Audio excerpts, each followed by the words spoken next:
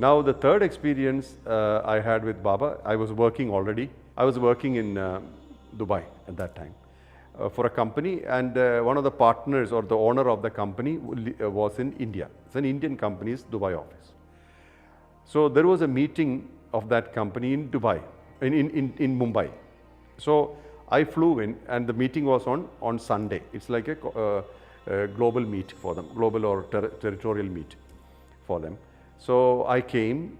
So what I decided was, since Saturday and Sunday, I came on a Friday, because I thought I'll go straight to Shirdi, have darshan of Baba, and come back on Saturday for Sunday's meeting. This was my plan, and leave on Monday. So I was, those days I used to visit Shirdi often. Often means whenever I get, once a couple of times a year, not many times. Whenever I come to Mumbai, I make it a point to go to Shirdi. So it was, I had a particular car company or car driver who used to take me up and down. So he had that car which the backside can be open and you can make a bed. The Toyota car, those days, I don't know whether it's available still, but those days that was the car where the two seats in the front and the back seat can be stretched, and then it's like if you put a bed, it's comfortably you can sleep. And 6 hours or something to Shirdi with the road problems and stuff. So he comes to airport, picks me up, takes me to Shirdi, then brings me back. This was the usual standard. So I had arranged him on Friday to take me to Shirdi and bring me back. And he stays with me until I get back. So it means he is always with me. So while I was in the airport in Dubai, I was sitting, then as I told you, I used to have some connections in Himalayas. I used to go to Himalayas from 2000. From 2000 onwards, I used to be a regular visitor to Himalayas. So I had some connections, and I happened to speak to one saint. Actually, I mean, it's not always that I speak to these people, the masters, saints, because I don't like to disturb them. And I don't call them for my personal something. I never used to ask anything personal. I'm happy to accept life as it goes, with all the troubles, all the problems. So I'm getting a call from him. You seem to be flying somewhere. I said, yes, I am in the airport. I'm going to Mumbai, to Shirdi. Expect a big miracle. And that was the conversation. See, when somebody tells you to expect something, your mind is totally occupied with it. All the time you're thinking about what will happen, what will happen. So I was already in that kind of, that sentence stuck inside. And I started imagining, oh, there'll be something falling on my lap, or there'll be a big miracle and stuff like that. I went, and all the time this was in my mind. I went, and always I used to love Dwaarakamai area. Even these days, I sometimes don't go for darshan. I just sit around Dwaarakamai, because nowadays it's not easy to sit inside Dwaarakamai, but I'll be hanging around there, and that makes me feel more connected or more fulfilled. We reached Shirdi. I went around. I went for darshan. I came back. There are not many people those days. I came back.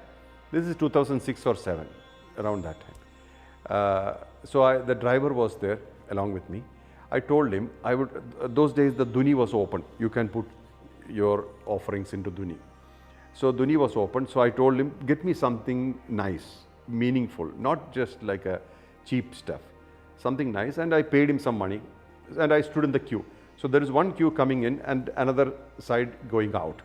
And there are people, sentries, watchmen, who direct people and take them out. Means to keep the movement smooth. So I stood in the queue, and this man went and brought some stuff. So it was like a nice things, I mean, like a mixture of stuff to burn in the Duni. I gave half to him, and I kept half. We went around, offered it to Duni, and I bowed down at there, and I came out. While I was coming out, I didn't quite come out. I took a few steps out towards the exit. Suddenly, one man came, and if I remember right, he looked like a priest with a slight yellow colored dress, off-white dress, and a dhoti, and there was a child he was holding. There was a boy or a child with him. And he came and he held my hand straight, right hand. I can still feel it, like a strong holding. And then I stopped. And then there was this small stick just outside Dwarakami. Baba used to apparently lean on the stick and sit. This height, very small, short stick, not like a pillar. And he said, "Sir idhar rakho, put your head here." Command. I simply obeyed. It was like a command, and I don't know the person. We don't know each other.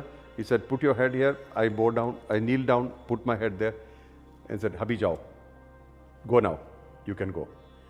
I left. I went out, and I came outside, and then we are coming back to Mumbai. So I called up this person who called me.